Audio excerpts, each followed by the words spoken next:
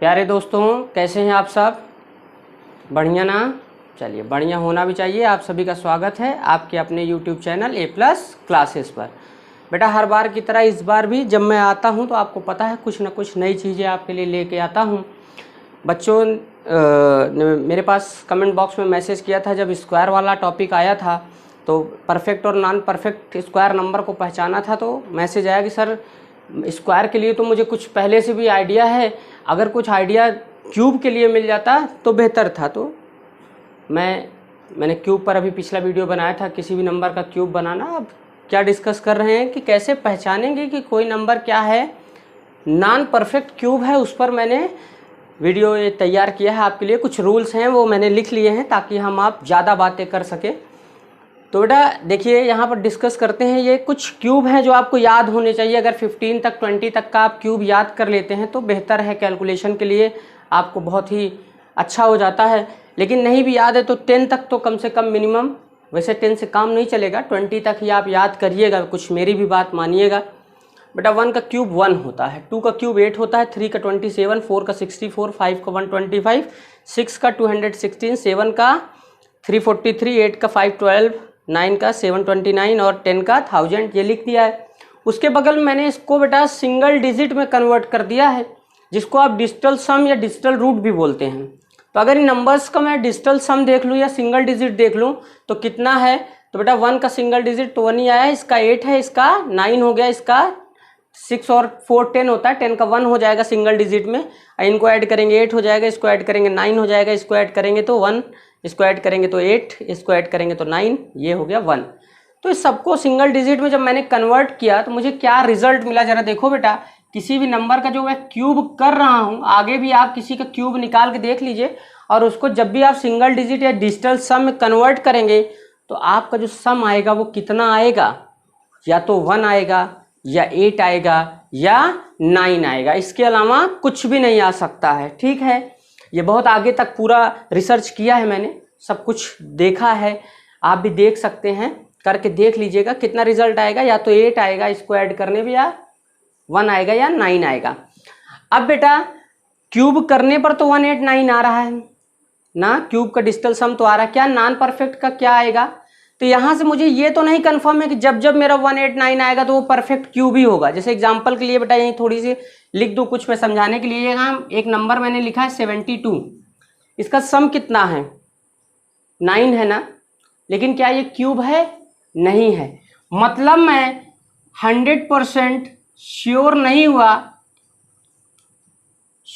हो पाया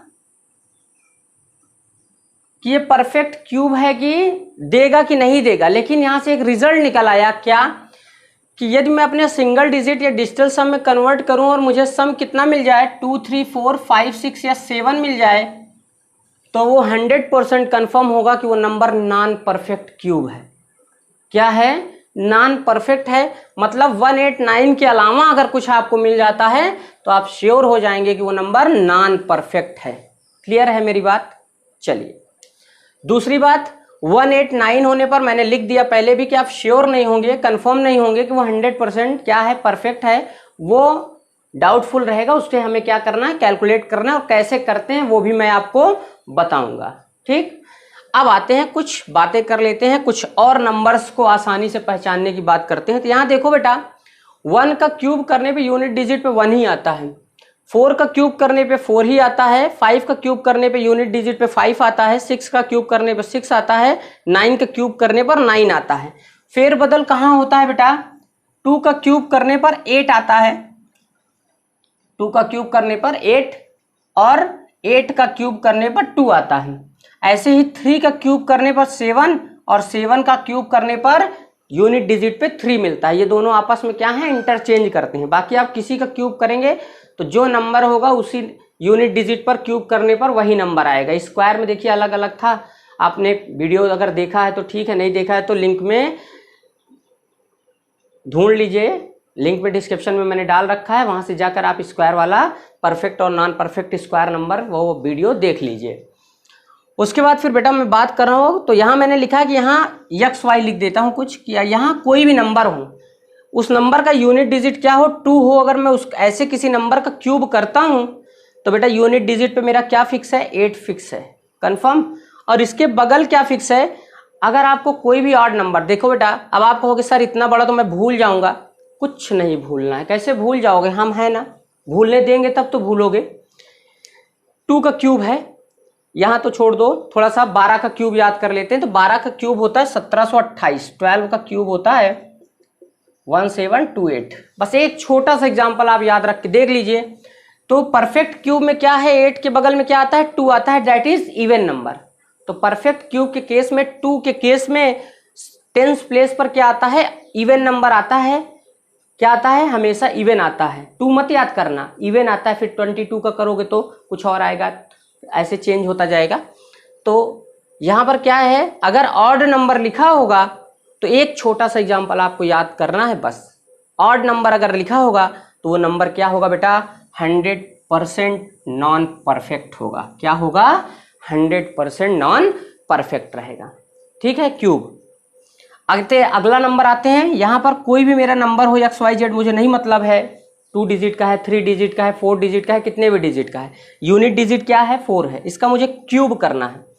तो बेटा जब मैं रिजल्ट लिखूंगा तो अगर मेरा रिजल्ट यूनिट प्लेस पे क्या आएगा, 4 आएगा। 4 का करने पे क्या आता है, 4 आता है। और ऑड यहां पर 4 किसी भी नंबर जो जिसका यूनिट डिजिट 4 है, उसका 4 का देखिए 64 है। यूनिट डिजिट पे क्या मिलता है, हमेशा इवन नंबर मिलता है। एक आप याद कर लो, सब में वही मिलता है, इवन मिलता है। अगर आपको ऑड मिल जाए तो नंबर क्या होगा, नॉन परफेक्ट होगा। क्लियर है मेरी बात। चलिए आगे यहां आ जाते हैं। 5 का क्यूब, अगर मेरा कोई भी 2 डिजिट 3 डिजिट का नंबर है, यूनिट डिजिट पे क्या है, 5 है बेटा, और इसका मैं क्यूब करूं तो परफेक्ट क्यूब के केस में क्या मिलता है आपको, या तो 2 मिलता है या फिर 7 मिलता है। क्या मिलता है, या तो 2 मिलता है या 7 मिलता है। तो 2 और 7 की अलावा अगर यहां कोई और नंबर मिल जाए आपको टेंस प्लेस पर, तो नंबर क्या होगा, 100% नॉन परफेक्ट होगा। 2 और 7 मिलने पर परफेक्ट क्यूब है, कोई जरूरी नहीं है। जैसे एग्जांपल के लिए यही थोड़ी सी जगह है, यही लिखता हूं बेटा कि 15 का क्यूब है ना 33 75 है। अब यहां पर यूनिट डिजिट पे 7 मिल रहा है। अब यही मिटा के अगर मैं यहां पर 0 कर दूं ना, तो बताओ बेटा क्या ये नंबर अभी आप कहोगे क्यूब है, नहीं है ना, नहीं है। वैसे आप ऐड कर लोगे, 7 और 3 10, 1 हो गया, 1 और 5 6 हो गया, 6 आ रहा है, नॉन परफेक्ट है। आपको पता भी है, मैंने बता दिया कि यहाँ 0 2 और 7 होने से परफेक्ट की कोई गारंटी नहीं है, परफेक्ट की कोई गारंटी नहीं है। लेकिन क्यूब के केस में 2 और 7 होता है। आपको याद क्या करना है कि 2 और 7 के अलावा अगर कोई नंबर यहाँ लिखा है तो वो क्या होगा, नॉन परफेक्ट होगा। यहाँ मैंने लिख रखा है कि 2 और 7 है तो परफेक्ट क्यूब हो सकता है, परफेक्ट क्यूब हो सकता है। आपको क्या याद करना है कि 2 और 7 के अलावा अगर कुछ लिखा है तो 100% नॉन परफेक्ट होगा। क्लियर है मेरी बात। चलिए अगला नंबर, अगर मैं ऐसे किसी नंबर का क्यूब करूं जिसका यूनिट डिजिट 6 है, इसका क्यूब करने पर बेटा 6 का क्यूब करने पर हमेशा कितना आता है, टेंस प्लेस पर ऑड नंबर आता है। क्या आता है, ऑड। छोटा सा एक एग्जांपल आप याद कर लीजिए, सबसे छोटा जो एग्जांपल है उससे आपको पता चल जाएगा इवन आता है कि ऑड आता है। तो क्या आता है, ऑड आता है। तो बेटा अगर आपको यहाँ इवन नंबर मिल जाए, ऑड आने पर तो कोई गारंटी नहीं रहेगी कि हमेशा ऑड अगर वहां लिखा है कोई नंबर चेंज कर देगा उसके पीछे का, तो नॉन परफेक्ट नहीं रह जाएगा। तो इसलिए अगर ऑड लिखा है तो ये कोई जरूरी नहीं है कि वो परफेक्ट है।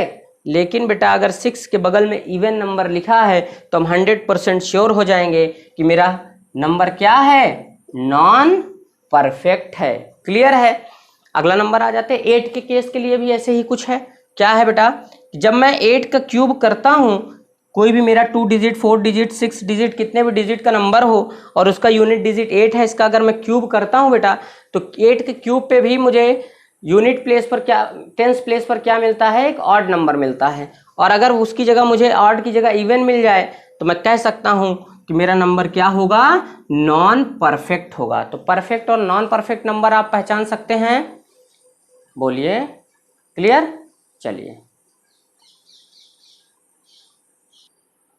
तो बेटा अगर आपको मेरा ये वीडियो पसंद आया हो, यहाँ पर जो भी बातें लिखी हैं आप एक छोटी सी नोट्स बना लीजिए, कुछ बातें आपको पता होती हैं, कुछ नहीं पता होती हैं। अगर नहीं पता है तो उसको पता करने के लिए आप क्या करेंगे, नोट्स में लिख लें। अगर आप लिख लेंगे तो वो चीज़ें आपके लिए क्या हो जाएंगी, आसान हो जाएंगी। तो आसान करिए, अपने लिए नोट्स तैयार करके रखिए।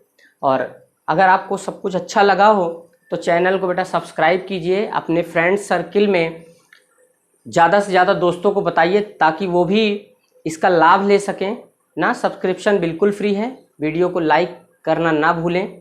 अगर आपकी कोई समस्या है तो कमेंट बॉक्स में मैसेज लिखिएगा, आपको जवाब दिया जाएगा।